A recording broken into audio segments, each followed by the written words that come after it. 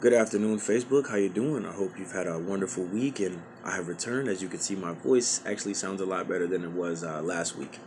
Um, so first and foremost, I wanted to say thank you for everyone's patience and as well as your participation in the post in the interim of me getting to this place where I can now give the answer to the question that I posed back on January 13th.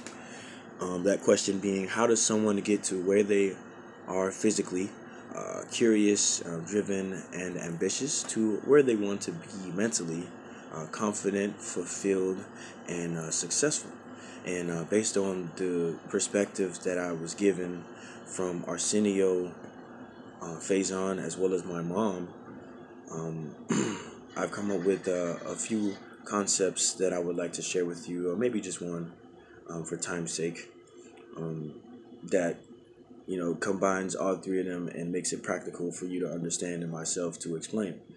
Um, so, Arsenio, he advised or recommended that we put ourselves in environments that are away from our comfort zone, so that we can stretch and expand our knowledge base and who we are, and more of who we can become and what our potential could lead us. Faison, he suggested that we identify our vices and remove ourselves from toxic people to help us focus on what we need to do in order to get to where we want to be.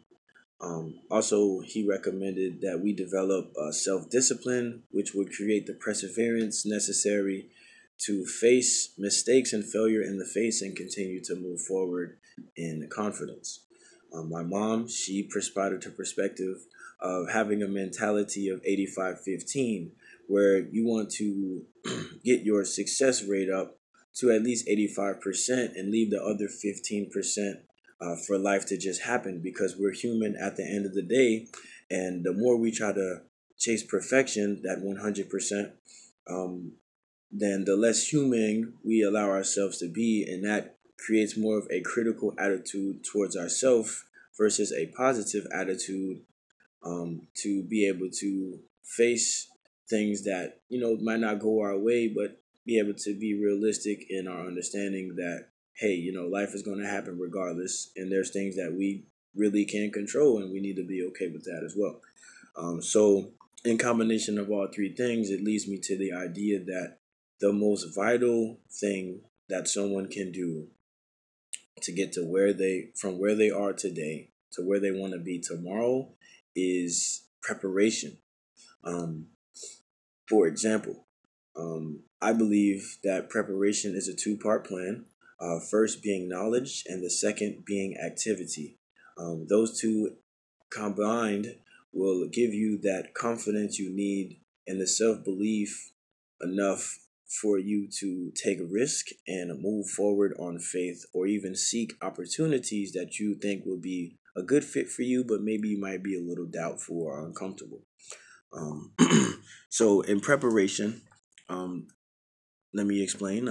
Knowledge being exposing yourself to more information about the subject that you're interested in. If it's, let's say, a hobby, for example, if you are an artist and you like to paint, and you think that you have potential in painting, I would recommend that you prepare yourself by learning more of the techniques, um, and maybe learning more techniques, talking to other painters and artists via a conversation or social event, and also maybe surrounding yourself with different artworks that you admire, that keep you going, that you would strive to accomplish. That could be looking at photos or saving videos on your phone or pictures on your phone, creating a vision board or what have you. The list goes on. That's just to name a few. Um, and as far as the activity, would be actually getting out and being exposed to an environment where there are other artists. So initially, with you starting, where you stepping out of your comfort zone, but maintaining your entrance, which means that you're staying within your strength zone, um, gives you that initial confidence necessary to build relationships with other people, start conversations with strangers.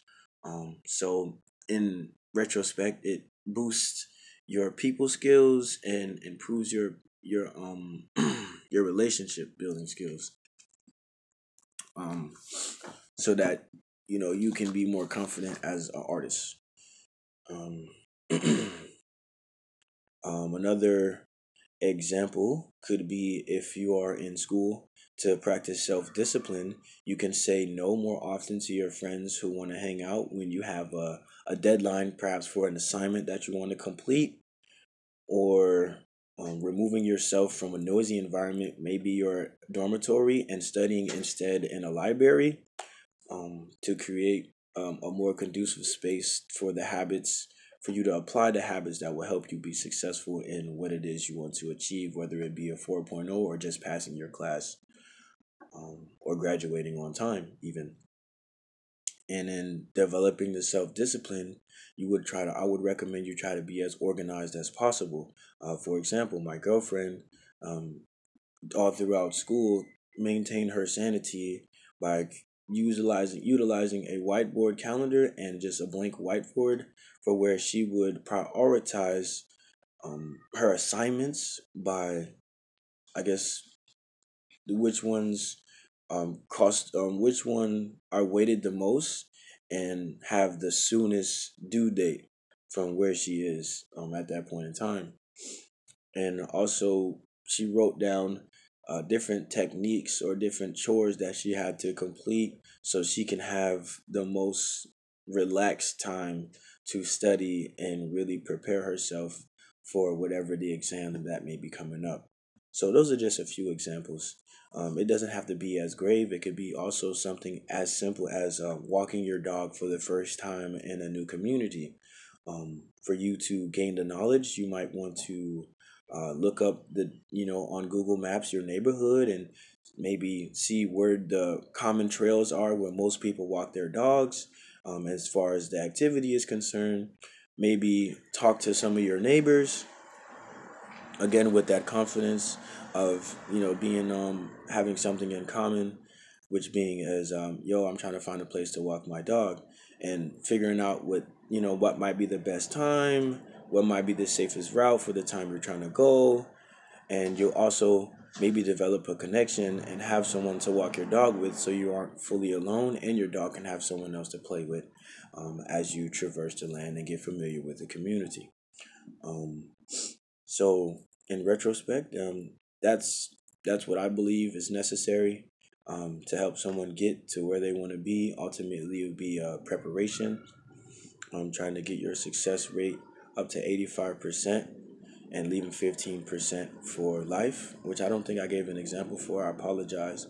So real quick, for me, how I developed that mentality is by reinforcing my belief through the reading, practicing, going out and networking, developing relationships, and improving upon my people skills, um, as well as practicing the self discipline to say no to things that may interest me but aren't necessarily important right now. That has garnered me an 85% success rate and me having a confident sense of direction of where I want to go, which definitely took some time to develop. After I dropped out of college the second time, you could imagine the level of self doubt and indecision that I had to overcome in order to be at this place I am today, with the knowledge that I'm able to express and the wisdom that I'm able to share with you. So feel free to comment below if you have any thoughts, or if you have a question that you want us to approach publicly. That way we can help you grow as a person or overcome the challenge that you may be facing right now. With that being said, I'm going to say have a great day, and I'm going to go ahead and go to work. So peace. All right.